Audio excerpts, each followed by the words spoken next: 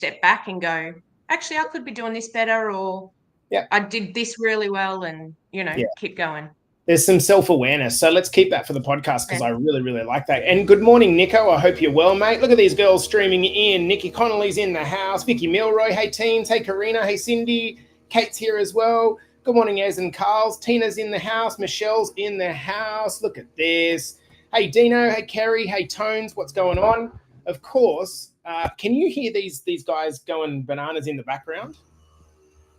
You can't hear them, Nat? No. Yeah, okay, cool. I've got some gardeners over that they literally just chopped down a tree and it landed on the balcony and destroyed the whole balcony. So it's going to be some interesting times. Good morning, Bretto. All right, guys, I think we are ready to rock and roll. If you do watch this podcast on replay, make sure you hashtag replay in the comments and bump it up into the algorithm so it shares out with our team. All right, you ready to go, Nat?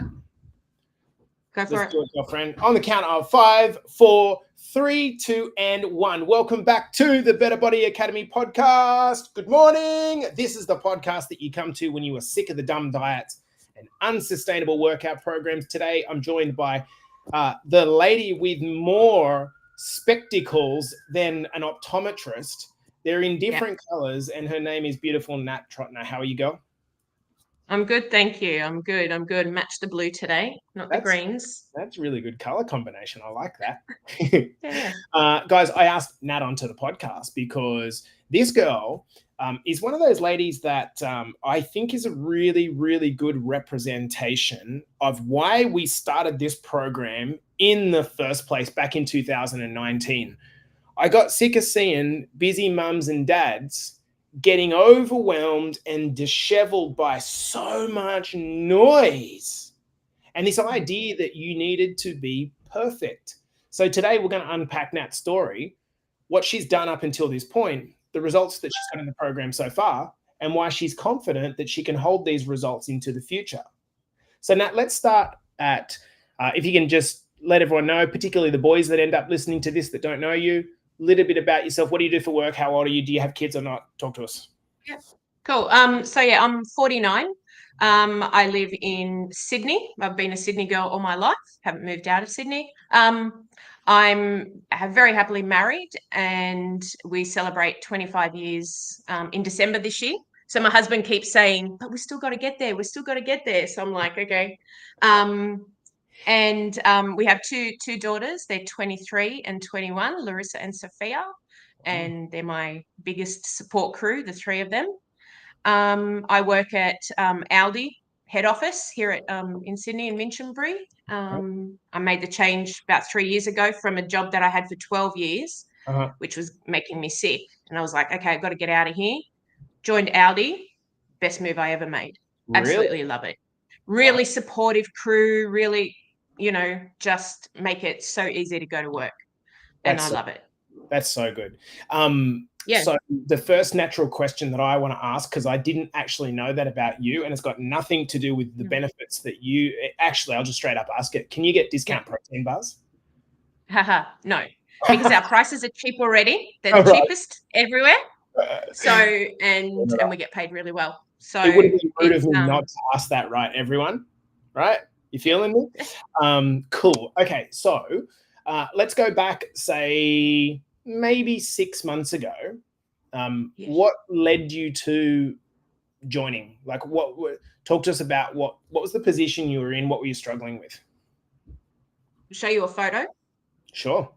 So this is a photo of me on a cruise in January. It was the biggest I'd ever been. And I just look at myself. Usually I'm like, oh yeah, I look pretty good in photos, whatever. And this really just was like, bang, smack face in my face. Hated it. Absolutely hated it.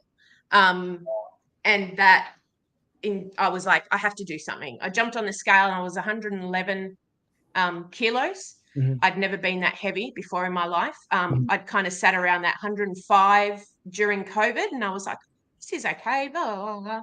I pushed out to 111 and I was done. I was just, it was terrible. We were, having wine about 4 times a week, and, you open a bottle, you got to drink it because, you can't let the oxygen back into the red wine. You can't let it go off, it's doing a good thing, I like, for me, it wasn't about eating a lot. Like, I'm not a fast food person. I don't eat a lot. Mhm. I actually am a really, really slow eater. So even dinner will take me an hour to eat, not Mhm. because I choose to, it's because my anxiety. Mhm. But I manage that. So um, I just chew slowly. Everyone knows in my house they're happy. They'll stay with me for a bit, then they'll go and leave me to it. So I So was just lazy. you're suggesting it's probably more to do with just like low level constant alcohol consumption, and then your job being pretty immobile. Yeah, yeah, yeah, yeah. Right. Alcohol. We'd have cheese platters on the weekend. Right. No movement at all. Um, didn't know what to put in my body. I'd have a salad. Mm. We know how bad a salad can be for us. Yeah. There was no protein. There was nowhere near enough protein. Um, I tried to drink, water. Mhm. So Yeah, for that's me it was just the diet and the laziness. that's really stereotypical, isn't it? Like of a lot of the ladies kind of get to us in the mid 40s range, and it's not that they're doing anything terribly bad, but obviously there is some kind of incoming hormonal changes that usually start at around Yeah, early 40s. And then all of a yeah, sudden, the woman's kind of like accumulated, not even just like slam, but accumulated over a number of years, maybe 5 to 10 kilos, and then kind of wakes up one day, sees a photo or doesn't fit into a dress and goes, like, what happened? And they yeah. can't really explain it because it's not as if they're sitting there smashing KFC every night, right? Yeah, no, yeah, exactly. That wasn't what it was for me. So, um, yeah, and I needed to do something. It was ridiculous. My next birthday is 50. I'll be Mm, 50 in January. And I mm, was like, if I don't do it now, I will never do it, because after 50, it's going to be harder. It's going to be, I have chronic back pain. When I walk, my knee swells up like a balloon, even though I've had surgery on it. I was getting out of breath. Like, I'd go to work, I'd take the lift. It's only like 4 little flights of stairs, but I'd take the lift because I couldn't get up the stairs. I was out of breath, and I don't want to be out of breath, and just from doing simple day to day kind of stuff. Um, 'Cause I was so it thinking was a about, real kind of like eye opener for me. yeah, that was going to be my next natural question. It's kind of like, well, like, okay, so your kids would have been in their 20s, right? So they're kind of 20s, old yeah. enough to look after and fend for themselves. Yeah. You're in a happy marriage, as you said. You're knocking on the door of 50. Why did like why was it important? I know it sounds like an obvious question, but why was it important for you to change? Because I think a lot of people get to that kind of late 40s and 50s mark, and the comment that they might say is like, well, yeah, but I also want to enjoy my life as well. I want to be able to sit down and have a wine, a couple of nights a week. Like, so why was it important for you? Like, how I'm Yeah. trying to understand, like, Yeah, yeah. why. Yeah. Because I wasn't happy with myself. Like, Mm, yeah, sure, my kids love me, my husband love me, they love me unconditionally like I do them, but I mm, just wasn't happy with myself. Like, I'd pretend I was happy, sure, like on the cruise, yeah, we're having cocktails all the time, and so you're fake happy, like you have to have something to then, um, you know, find that happiness, and then you can be happy outwardly. mm, Um, yeah, I was happy with my family and stuff, but I wasn't happy with myself. I, mm, Carly and Erin's videos, like, you want to go to bed with your husband at night, not under layers of clothes. You want to be able to, be, romantic with your husband and stuff. And that comes from first loving yourself to be able to then fully love somebody else and have someone, completely love you. So, um, and then like I said, my kids are in Can I their just early say, 20s. sorry, can I just thank you for that comment? Sorry to cut you off, but that's so fucking Mm. real, right? Like, 100%, yeah. they're generally not willing to kind of talk about that. And even though it's slightly different, I have been in a relationship where I've been on the other side of the lack of affection. And as a man, it's kind of this idea that it's taken as this idea of, yeah, you just want to have sex, you just want to get your rocks off, you just want to fucking get a shot off type thing. It's like, nah, actually, that's not it at all. I want to be able to be in bed and connect with my partner. And when I'm not doing that, that lack of connection to me shaped my entire existence. It changed the way that I went out to work, the way I related to people, my self-confidence. And that stemmed from the lack of affection that was coming from my partner at that point in time.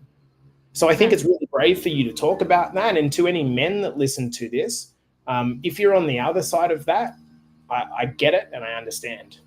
My apologies, but I thought it was really worth it. No. Yeah, no, I've lost my train of thought. But yeah, yeah, I wasn't happy with myself. And so I was, not happy everywhere. I'd very like not hugely judgmental, but I'd look at people and like, oh, well, blah, blah, blah, like, why aren't they this? Why aren't they that? Whatever. Just a lot of self-doubt about myself. And, and then you want to please everyone as well, like everyone, like the family, everyone else. And so it was exhausting. It was exhausting. And, I was going to say, like, my kids are in their early 20s. I don't know if they're going to have kids, but if they do, I don't want to be like, struggling to get on the floor. Like, I want to be like, Nick Connolly. She's, taking her grandkids and walking along the beach and doing fun stuff with them and stuff. And I don't want to be like, ugh, I can't move, I can't get down on the floor, I can't get back up off the floor quickly, So there was a lot of that. Like you kind of go, well, 50, like you open the door into what's about to come. In your 20s, you don't care. In your 30s, you don't really care. 40, you're like, yeah, I'm going to live up my 40s. It's the best, I'm working, with like everything. But 50, you're like, how long do I have left? And what kind of quality do I want for the remainder of what I have left? You are so self-aware. It's so good. It's yeah. Let's talk about how when you got started, what do you think was the main needle mover for you? Like, what was the kind of thing that has made the biggest change?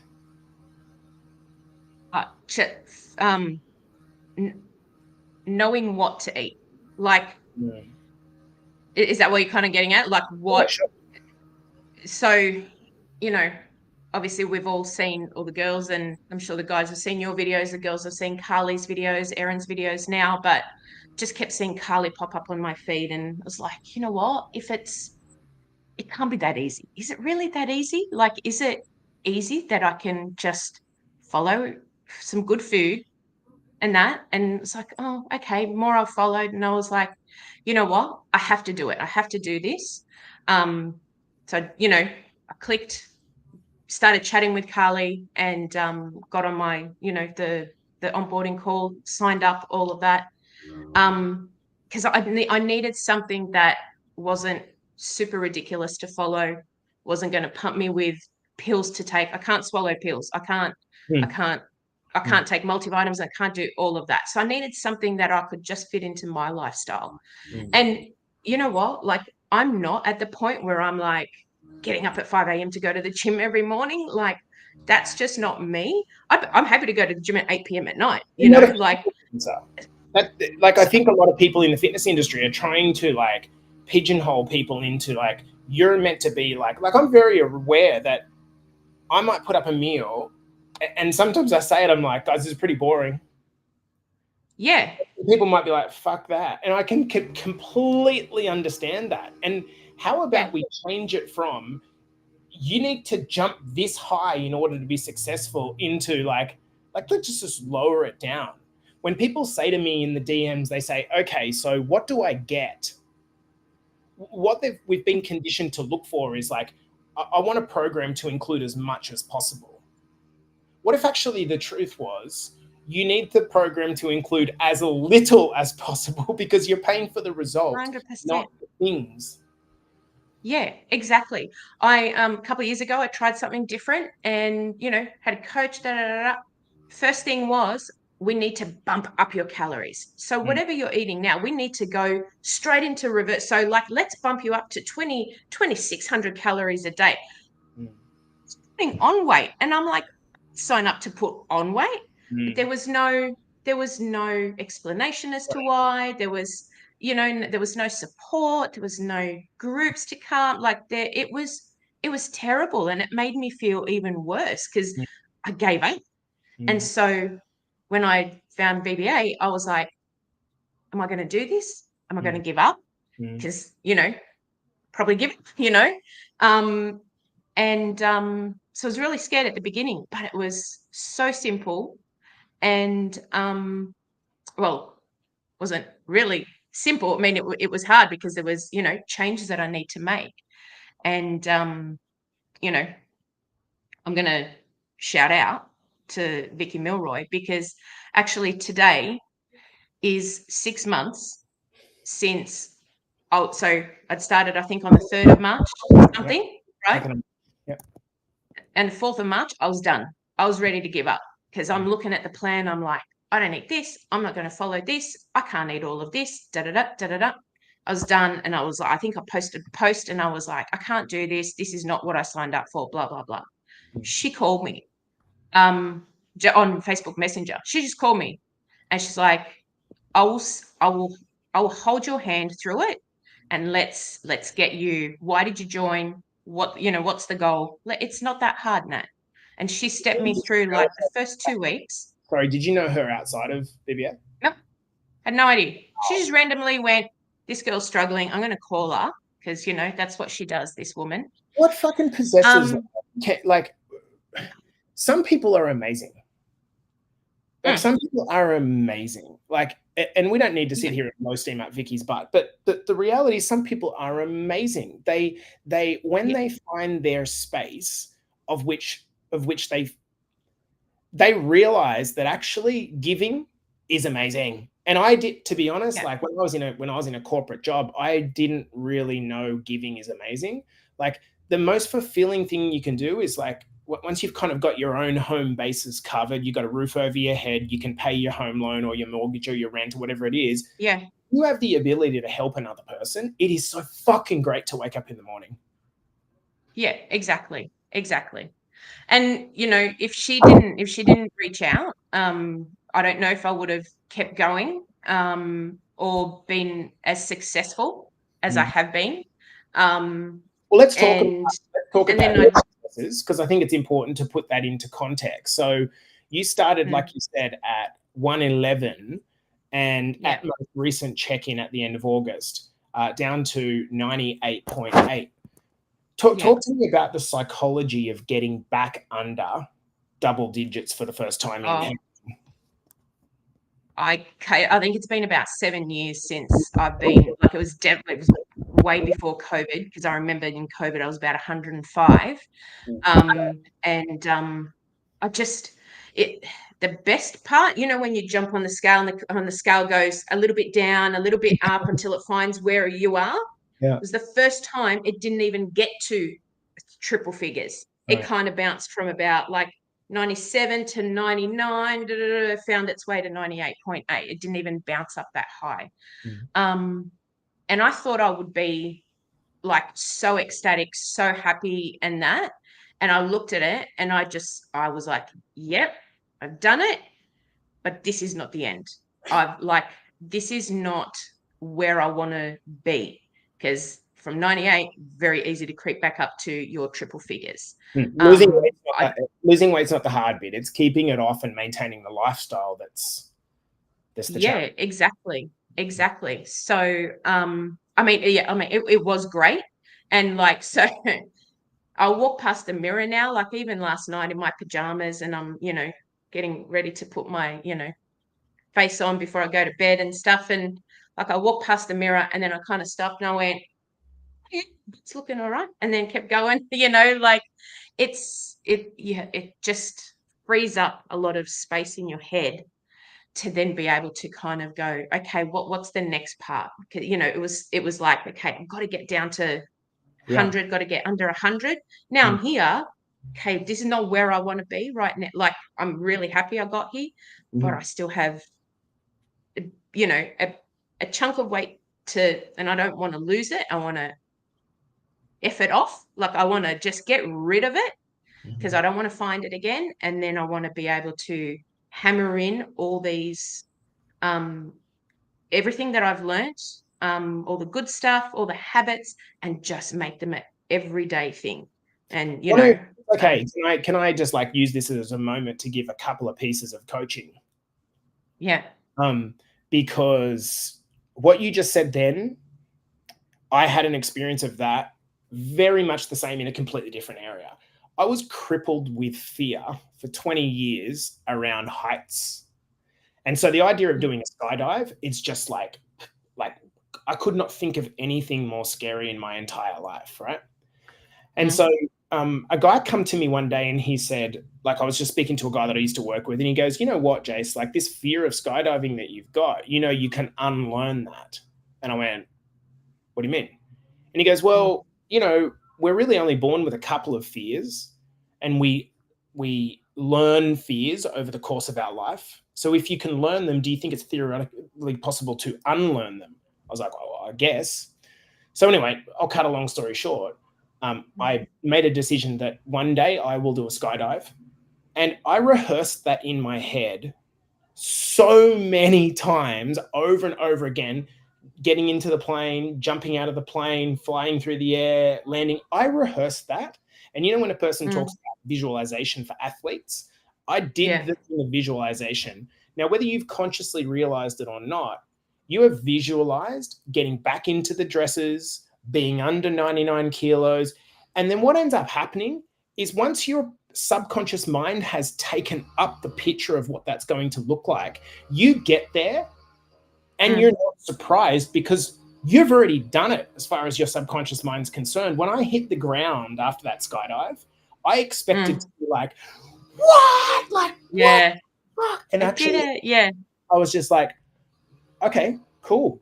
I did it. Tick. But I knew that I was going to do it. Tick, right? So that's the first thing. The second thing is just regarding something that we call the gap. The gap is this idea that people pin all their excitement and happiness and hope on this kind of future destination, like getting under 100 kilos. But the moment that they achieve that, because they've already visualized getting there, and when they get there, they feel this moment of like, it's kind of happiness for a moment, but then it's like, okay, now what? Just exactly what you just did then. The moment that you thrust yourself back into the thought of, oh, but now what? You're back in the gap again between where you are now and where you want to get to. So the vast majority of your life, you're going to be in this haven of transition between where you are now physically and where you want to get to physically. And so if the entire time that you're in that gap, you're experiencing that is, I'm not good enough, I'm not there yet, you're going to have such a fucking horrible existence because you're going to be there for 99.9. And like, let's just take your goal. Your goal weight at your height might be, say, mid 80s or something like that. And guess what? You're going to get to mid 80s, and the next thing's going to be like, wonder if I can run 10 kilometers straight back in the gap again, right? Wonder if I can get up at 5 a.m. in the morning, straight back in the gap again. So we've got to be really careful on what we're placing happiness on versus setting as an interim ambitious goal. Does that make sense? Yeah, 100%. Like I got there and I was like, but you know what?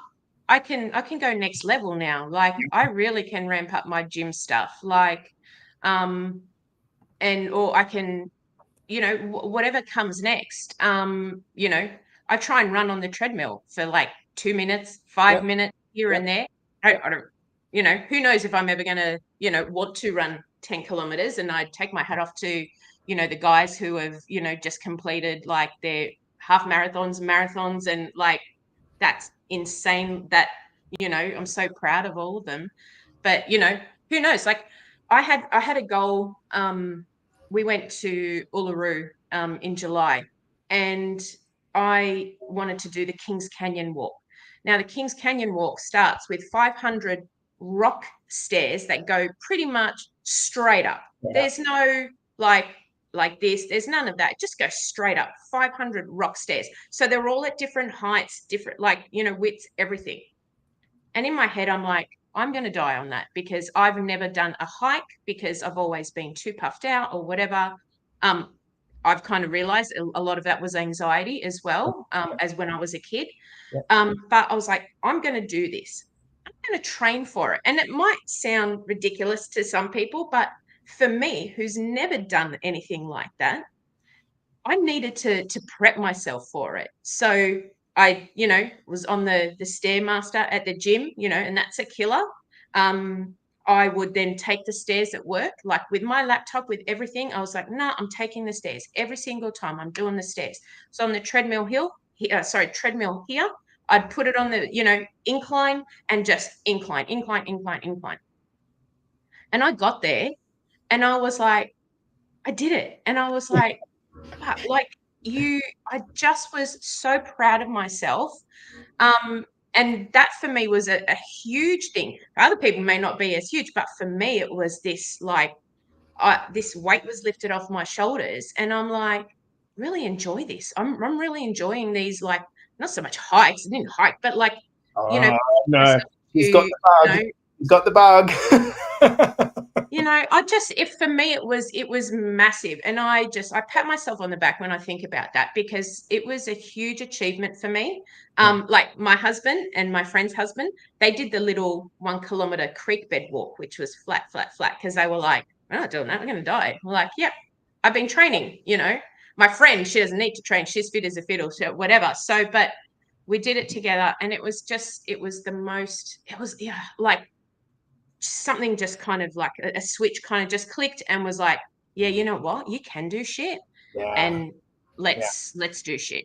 So Did you hear that, people? So this is when, like, this is where we're kind of always trying to point in an additional direction, not just your weight, to the other things that yeah, can happen, right? The weight is the thing that kind of is the outward symbol. It's the, it's the reflection, all that. But there's so much more. yeah, And by the time you're getting to your mid 40s and 50s, like the number on the scale is going to become less relevant if you're doing things outside of that which make you feel accomplished and happy, right? So do you want to get down to 90, 80? Sure. But I tell you what, getting down on the ground with your grandkids in the future, or climbing Mount Kosciuszko, yeah, that is real world shit, right? yeah, exactly. That's the achievements, because yeah, we can be strong in any size body. And for me, like, really, like, um a fit person is not a skinny person. Yeah. And it's, and fitness is not just about strong muscles, whatever. You got to be fit up here, Mm. before anything else can move as well. And can I tell you that, just Mind over matter. evidence of that, going recently to our fitness conference where Carly, Erin, and Dom come to Canada, it was just like abundantly clear to me that when you meet fitness people in person, just because you got a set of abs, that doesn't check out as you being confident, as you being healthy, as you being proud. So No. we've got to be careful when we're just scrolling that finger on the screen, what we're comparing ourselves to. Look, let's if we can, let's kind of turn the attention a little bit to, I'm doubtful that you've missed a week where you haven't attended one coaching call. Yeah. Why do you keep coming, number one, but more Yeah. importantly, why do you keep talking on the coaching calls? I keep coming because I love listening to you guys, number one, and I have FOMO. Don't want to fear of missing out. I don't want to miss out on, conversations that happen, or some information that I will get. But it's learning. It's the community. And this community is just, you have to, like, if anything, Jace, you need to give yourself a gold star, and your team give you a gold star, because you're not just teaching people, how to do the good stuff, but there's people out there that want to actually support one another and pat each other on the back. And we cheer for other people. There's a lot of the time, most of us have had negative shit happen in our lives, or we don't have people who are in our corner. And I think, looked, it was 692 women in the women's group. I have 691 people who are on my side, plus yourself and the guys too. I remember, yeah. if I can, I remember a guy said to me once when he joined our men's group, he messaged me about 2 weeks in, and he goes, "Jace, I've got something I need to talk to you about. Do you mind if we get on a quick call?" Yep. He said, I've heard of places that are toxically negative, but I haven't seen, I'm just not used to this level of positivity. I'm not used to it. To be honest, I frankly don't know how to take it because it's so foreign to me to put a post up and have 20 people reply, well done, good work. And so I can see how that can be intimidating as well for a lot of people. But it is when we kind of encourage our girls and guys to post into the Facebook group, I can understand why a person's like, it's fucking Facebook. I do not need to do that. And I would be like, on face value, yeah. You're not posting on Facebook for anyone else other than yourself so that you can establish a cadence of, I'm the type of person that does this. I'm proud of this. I'll do it again tomorrow. I'll show up again tomorrow. I'll do it messy. I'll do it dirty. And once you've done that for 20 to 30 days, you're kind of like, something about me is changing. Yes. And I haven't had to flog myself in the process. Yeah. It's a, it's a journal, right? Yeah. So even if we're not writing shit down in an actual physical journal, in a book, whatever, I started at the very beginning, write stuff down, but not so much anymore. But my posts are for me, and I'm happy that people enjoy them or, like them or support me. But they're for me because there have been times I'm like, shit, and I'll go back and I'm like, oh, look, you didn't really lose that much weight this week, but okay, you were doing this, whatever. And you're like, yeah, okay, that's fine. Okay. Yep. You got this. You scroll through. And it's cool to like kind of go back. Like like I said, I went back to the very first conversation I had with Vicky.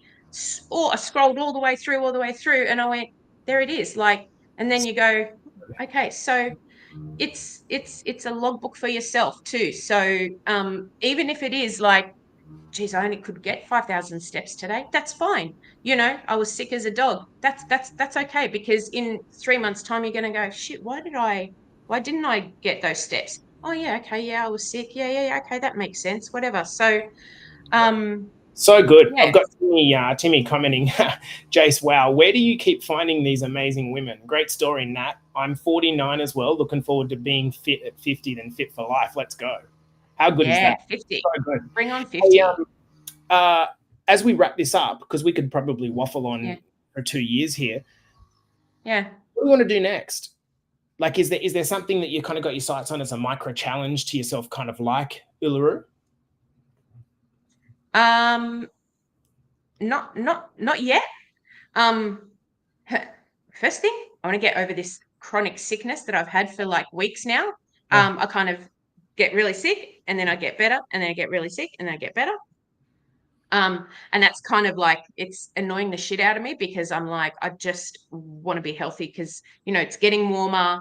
I want to get out more. I used to be such a winter person, because in winter you could sit under a blanket in front of the heater, eat whatever you want, have a glass of wine, 2, 3, right? And this winter I'm like, I don't want it to be cold, because I want to get out and do stuff. I don't want to just do stuff here at home or whatever. I want to get out, and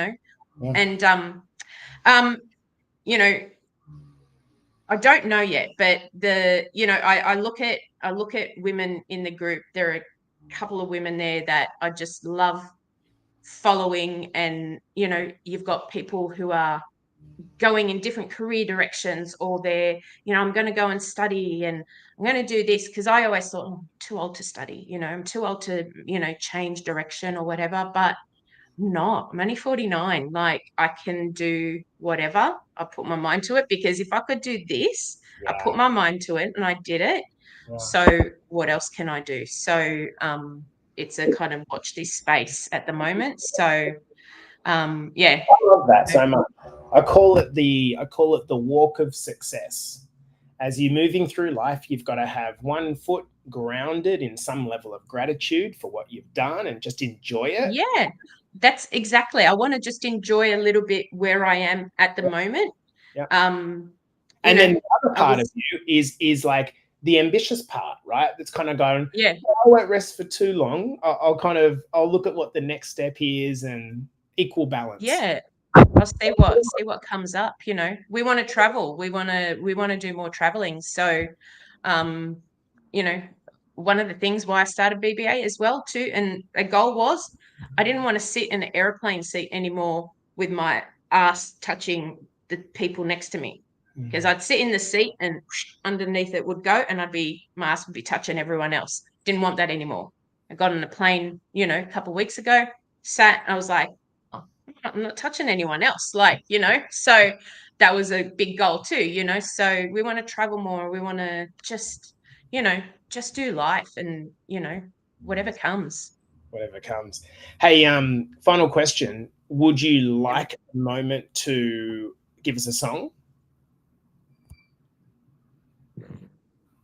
I will sing you something because it's actually quite, you know, for this group. We actually have, in the singing school I go to, we have our big showcase, this Saturday night, right? So it's a Michael Jackson theme as well. So I'm super excited for it.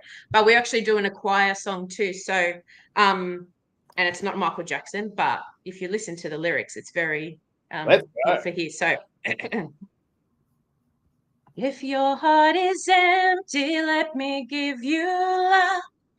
If your legs won't hold you, let me pick you up.